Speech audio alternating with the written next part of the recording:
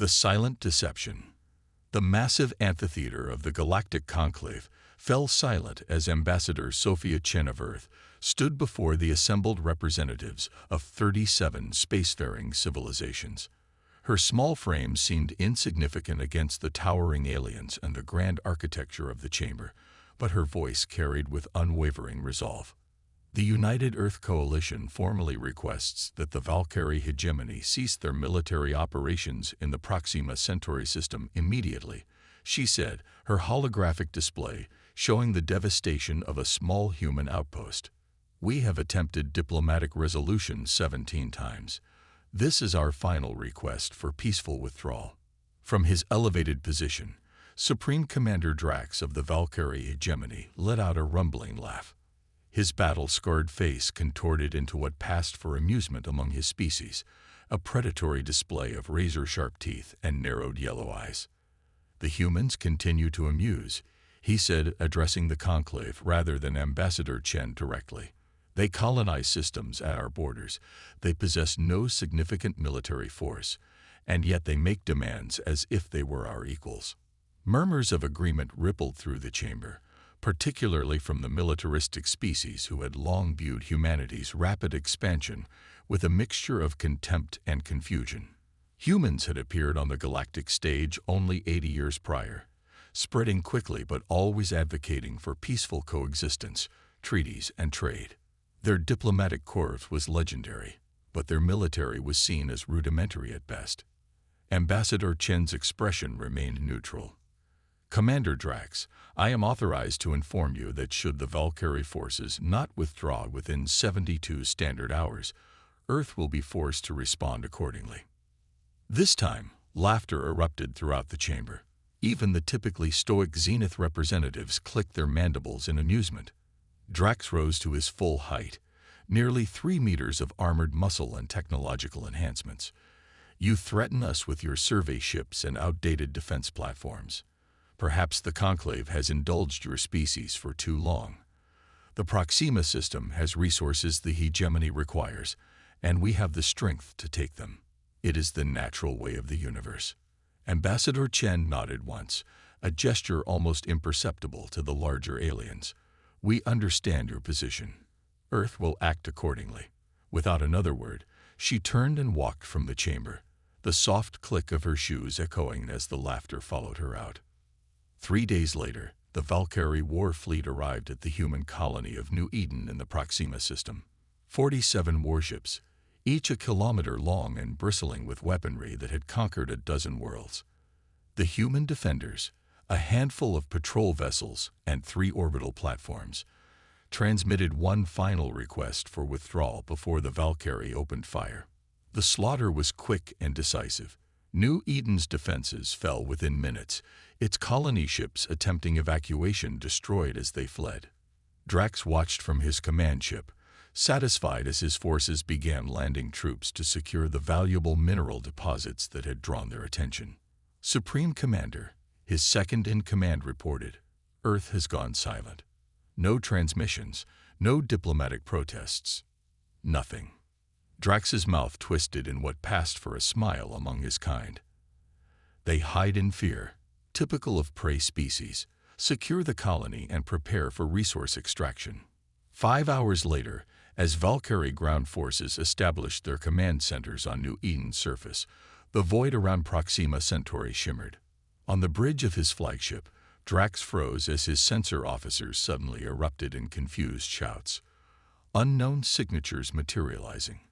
Massive energy readings everywhere.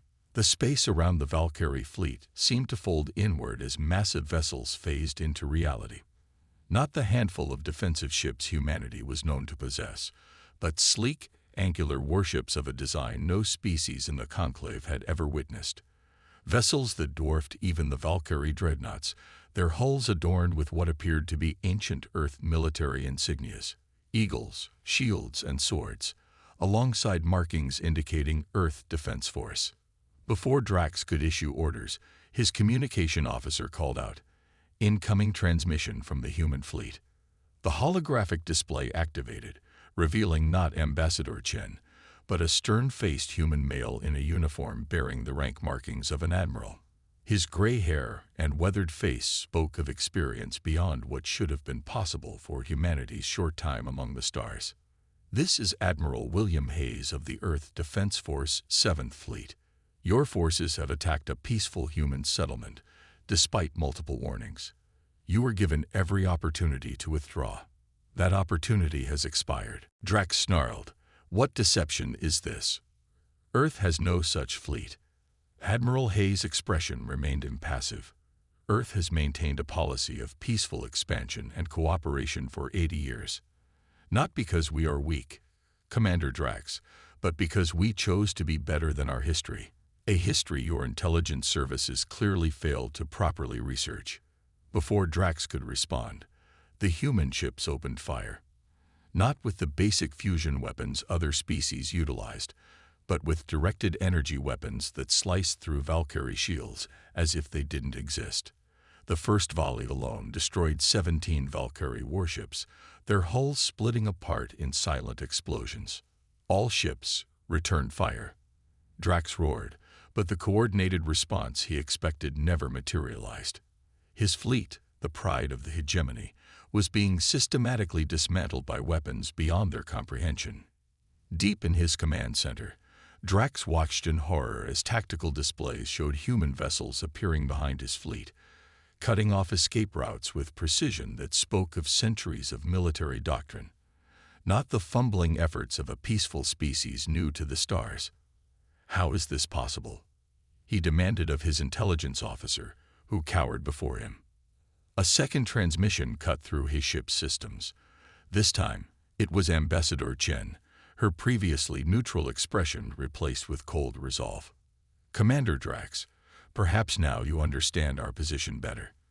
For 3,000 years before we ventured to the stars, humanity fought itself in wars of escalating destruction. We developed weapons that could annihilate planets, strategies that could bring empires to their knees.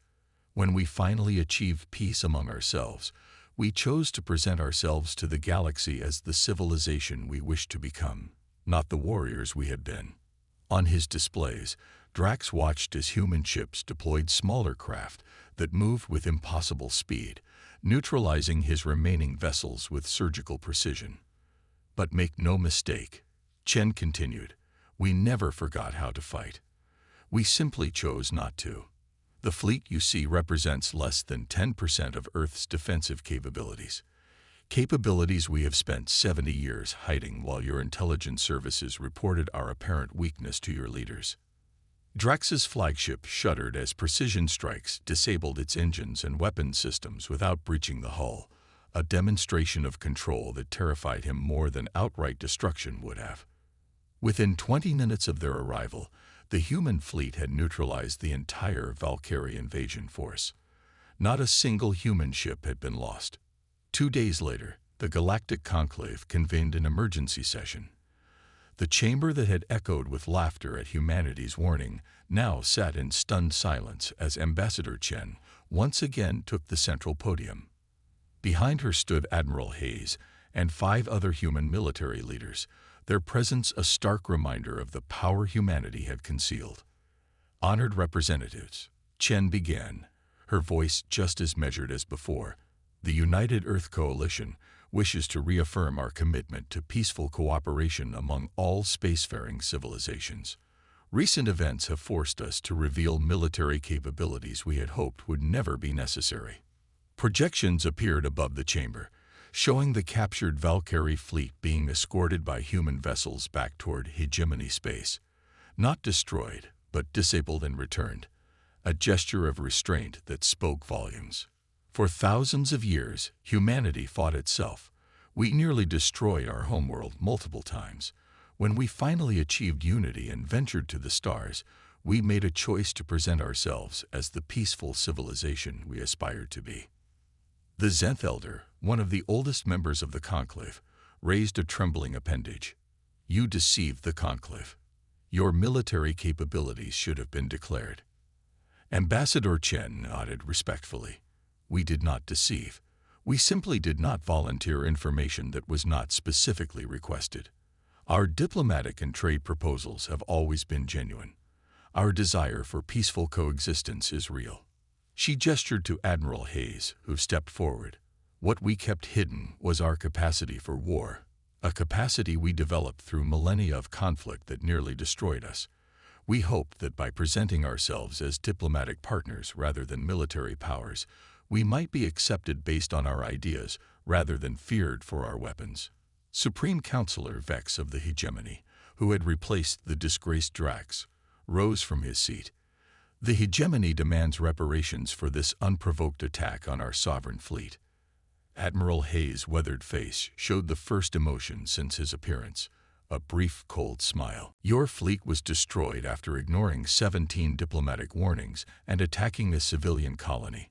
No reparations will be forthcoming.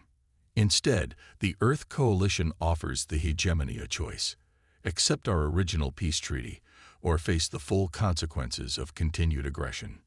The chamber erupted in shocked whispers as the implications became clear. Humanity, far from being the naive newcomers they had appeared, might well be the most militarily advanced species in the conclave. As the session ended, Ambassador Chen approached the Zenth Elder privately. The ancient alien regarded her with compound eyes that had witnessed centuries of galactic politics. "Your kind are dangerous," the Elder whispered, "not because of your weapons, but because of your deception. You played at being lambs when you were wolves all along." Chen's expression softened for the first time. "No, Elder. We were wolves who chose to be lambs. There's a difference. We hoped the galaxy would allow us that choice." She gazed out at the stunned representatives filing from the chamber. "We still hope it will." The Reckoning. Supreme Warlord Kraden of the Valkyrie Hegemony pounded his armored fist against the war table, cracking its crystalline surface. The assembled high commanders flinched at the display of rage, but none dared speak. 17 ships, he roared. 17 elite warships returned to us as broken husks, their crews humiliated and their weapons systems dissected like specimens in a laboratory. The holographic display above the table showed the crippled remains of Drax's once proud fleet limping into the Valkyrie home system. The ships had been systematically disabled, their advanced weapons removed, and their engines modified to only allow sublight travel, ensuring the long, shameful journey home would be witnessed by all. "And what message did these humans send with our defeated warriors?" Kraken continued, his voice dropping to a dangerous hiss. A trembling intelligence officer activated another hologram. Admiral Hayes appeared, his expression stern but not triumphant. "The Earth Coalition returns your personnel unharmed as a gesture of our continued desire for peace. Your ships have been neutralized but can be repaired for defensive purposes. Any future aggressive action against human worlds or interests will result in a proportional response. We await your diplomatic representatives when you are ready to discuss terms." Kragen sneered. "Terms? They offer terms after this humiliation." High Commander Vrex, who had succeeded the disgraced Drax as fleet commander, cleared his throat. "Warlord, our analysis of human military capabilities suggests they could have destroyed our entire fleet rather than simply disabling it. Their technology appears to be centuries beyond our own." "Deception," Kragen spat. "Some trickery or stolen technology. Humanity has been among the stars for less than a century. They cannot have developed such weapons independently." The gathered commanders exchanged uneasy glances until Science Director Thala stepped forward. Unlike the warriors, her slender frame lacked battle scars, but her mind was the Hegemony's most formidable weapon. "Warlord, I have completed a more thorough analysis of human history," she said, her voice steady despite Kraven's glare. "Their capabilities are not impossible when viewed through the lens of their development." The display shifted to show Earth's historical timeline. Human civilization progressed from primitive technology to space travel in less than 10,000 years, significantly faster than any species we have encountered. But what is most relevant is this period here. She highlighted a section of the timeline. For nearly 300 years, humans engaged in what they called Cold War development. a state where major powers developed weapons they never used in open conflict. Images of ancient human weapons flashed across the display: nuclear missiles, stealth aircraft, orbital platforms. They developed planet-killing weapons millennia ago, then chose not to use them. When they achieved global unification, they maintained research divisions that continued weapons development while publicly focusing on peaceful technology. The ships we encountered were likely developed in secret over decades, waiting for the moment they would be needed. Krajan's expression darkened. "You admire these deceivers." "I respect thorough preparation," Fella replied carefully. "And I advise caution. Our best estimates suggest that what we witnessed was a fraction of human military capability." Krajan stood silent for a long moment, then swept the holographic displays away with a gesture. "Prepare the Grand Fleet. All vessels, all warriors. We will strike not at their colonies, but at Earth itself. Cut off the head, and the body dies." The commanders stared in shock. High Commander Vrex finally spoke. "Warlord, with respect, we would be facing technology we don't understand. The humans returned our ships not as a gesture of weakness, but as a warning. They could have destroyed us, but didn't," Kragan interrupted. "That was their mistake. Compassion is weakness, and weakness must be exploited. The hegemony has ruled through strength for 1,000 years. We will not bow to newcomers, regardless of their trickery. Prepare the fleet." 3 weeks later, the largest armada in Valkyrie history. Over 300 capital ships and thousands of support vessels assembled at the edge of the Sol system. Every weapon, every warrior, every reserve the hegemony could muster had been called upon for what Kragan called the decisive strike. As the fleet prepared to make its final jump to Earth, sensors detected a single human vessel approaching. Not one of their massive warships, but a small diplomatic shuttle. "They send negotiators even now." Kragan laughed from his command throne. "Put them on display. Let them see the instrument of their destruction." The communication screen activated, but instead of Ambassador Chen or Admiral Hayes, a different human appeared. An elderly woman with silver hair and eyes that reflected decades of experience. "This is Director Eleanor Rise of the Earth Defense Intelligence Division. I am authorized to speak directly to Warlord Krajan." Krajan leaned forward. "I do not negotiate with prey. You are witnessing the last moments of human independence. Your colonies will become our resource centers. Your people will serve the hegemony." Director Rise nodded as if she had expected nothing less. "Warlord Krajan, human history is filled with leaders who, when faced with defeat, chose to escalate rather than reconsider. We understand your position better than you might imagine." Her image was replaced by a strategic display of Valkyrie space. Red dots began appearing on major Valkyrie worlds. "What is this?" Kragan demanded. "Currently, 317 Earth Special Operations teams are in position on your core worlds, including your homeworld," Rise explained, her voice matter-of-fact. "They have been in place for years, integrated into your society, waiting for a contingency we hoped would never materialize." The display zoomed in on the Valkyrie homeworld, highlighting key military and government installations. 42 of your antimatter production facilities, 17 planetary shield generators, and your entire central command structure are currently set for simultaneous neutralization should you proceed with this attack. Murmurs of disbelief spread through Krajan's command staff. Impossible, they thought. No species could have infiltrated the hegemony so thoroughly without detection. As if reading their thoughts, Rice continued, "When humanity unified and ventured to the stars, we made a collective decision to present ourselves as the peaceful civilization we wish to become.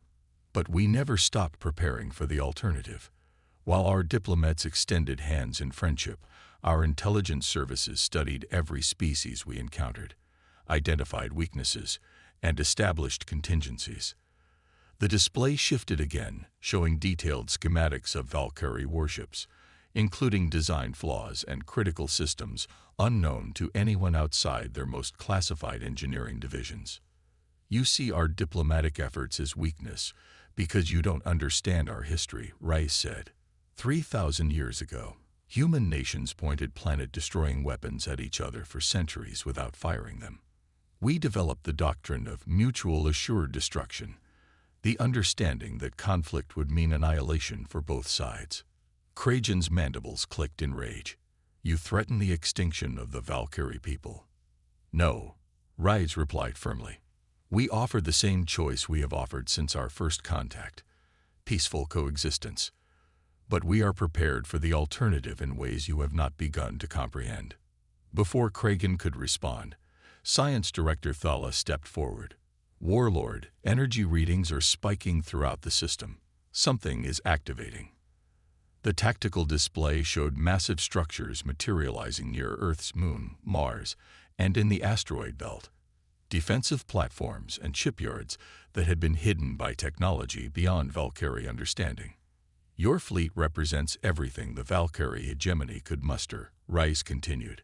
What you see before you is the Sol System Defense Grid, one of 12 such systems we have constructed.